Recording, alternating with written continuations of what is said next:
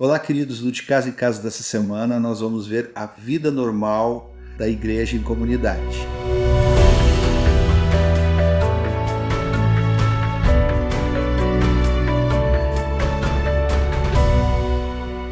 Bom, queridos, nós chegamos no último capítulo dos Romanos, o capítulo 16, e no início do capítulo, Paulo já começa saudando os irmãos de Roma.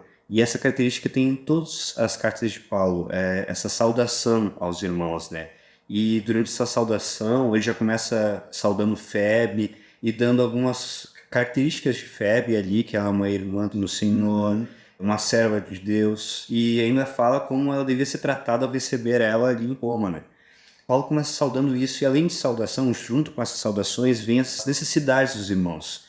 Por isso que ele lista ali todos os nomes, Febe, Priscila, Áquila, Epêneto, Herodião, até alguns parentes dele, e lembrando as necessidades de cada um, né? Também um ânimo para eles, porque eles são cooperadores do ministério, coisa boa eles serem citados, isso traz um ânimo muito grande de se tornarem participantes desse trabalho, né? Paulo, ele ia à frente em muitas coisas, mas ele nunca estava sozinho, ele era em equipe, ao determinado lugar que ele ia, a igreja estava em oração, suprindo as necessidades uns dos outros, e isso a gente consegue ver, apesar de a gente olhar uma carta muito forte, doutrinária, mas também ele nos aponta para algo muito interessante, que a igreja é algo relacional. Sim, até no final do texto, ele dá uma orientação aos irmãos, né, que todos se saudassem com ósculo santo. E ali nesse início do texto, é muito legal porque a gente vê o funcionamento da igreja ali, né, do corpo. Ele fala que alguns botaram em risco as suas vidas por Paulo. Ele fala de outros irmãos ali que eram como irmãos para ele, como mãe para ele, né?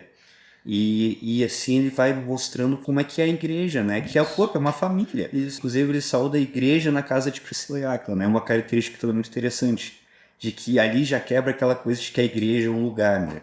Ali ele já fala que a igreja está na casa de Priscila e Áquila, que são as pessoas que estão ali, né? E assim ele vai segue falando necessidade de cada um deles. Isso.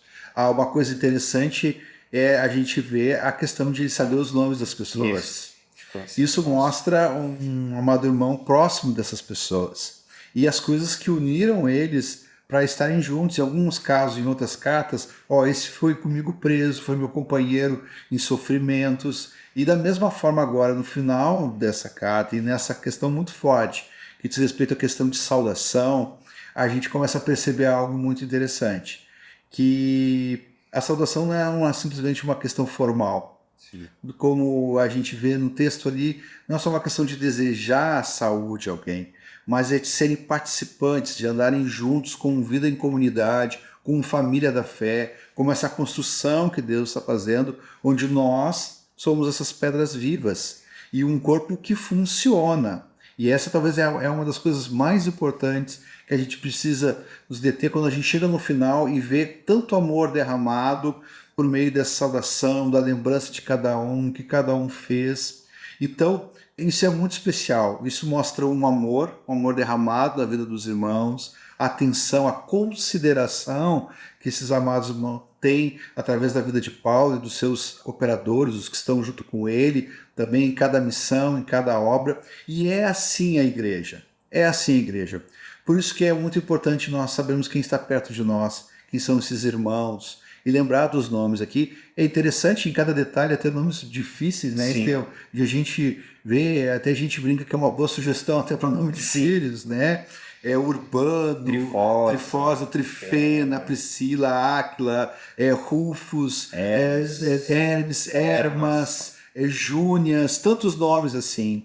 E na nossa vida, tem esses nomes também?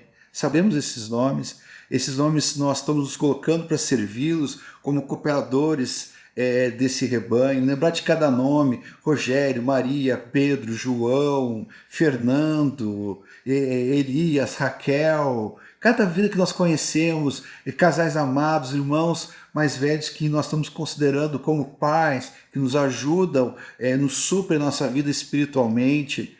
E essa é uma reflexão que precisamos fazer nesses dias e ver quem está ao nosso redor, né, Esther? Quem são esses irmãos que estão perto de nós? Parênteses, né? Conhecer os irmãos para funcionar o corpo de Cristo, para a gente conhecer a necessidade de cada um, e não só para simplesmente andar juntos em comunidade, mas ali como Paulo fala mesmo, né? Ele fala de todos os nomes e fala todos eles, amados no Senhor, servos do Senhor. Ou seja, todos os nomes que ele falou, em seguida ele aponta para Cristo. Isso. Então é o funcionamento do corpo para o cabeça, para Cristo. Amém. Não para nós, para que a gente simplesmente ande em comunidade, com amigos, mas para Jesus. Isso é um estímulo para nós, queridos, nos dias que nós estamos vivendo hoje, é de tanto individualismo, onde cada um pensa em si mesmo, onde cada um se supre em si mesmo, e não existe essa vida cristã sozinho. Aliás, é bom a gente lembrar, queridos, que para nós nos enchermos do Espírito, nós precisamos falar entre vós, entre nós, para sermos cheios do Espírito. Então, não há uma outra forma que Deus tem para nós, a não ser essa pluralidade, essa vida em família. E ficou a pergunta para nós, como esses irmãos aqui, que estão sendo mencionados aqui, inclusive com um elogio e uma palavra daqueles que ofereceram sua própria vida. Como é a nossa vida hoje? Como é que essa vida de amor, que é uma vida de sacrifício, né? O amor que temos, que Deus tem derramado nas nossas vidas, é um amor sacrificial pelos nossos irmãos. E a gente precisa crescer nessa relação. Como está isso? Por isso que Deus nos chamou, né, Estevão? Sim. Por isso que nesses últimos tempos precisamos estar muito atentos àqueles que estão ao nosso lado. Precisamos conhecer os nossos irmãos, saber quem eles são, quais são as suas necessidades, os dons que eles têm que podem nos ajudar a nós crescermos a maturidade de Cristo. Paulo fala no começo da carta que ele não vê a hora de estar com os irmãos para repartir algum dom.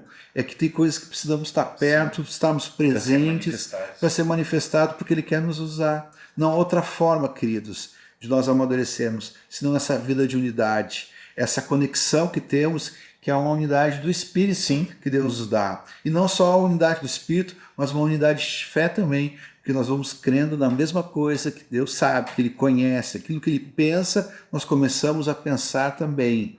E Deus nos dá graça. Amém. Né, Estevão? Amém. Então, queridos, graças ao Senhor sobre a vida de vocês.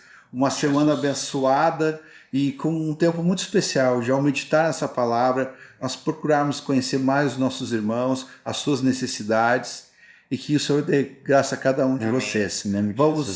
Vamos ler essa palavra, vamos meditar no que está escrito e vamos compartilhar. Até mais. Até mais. Tchau, tchau.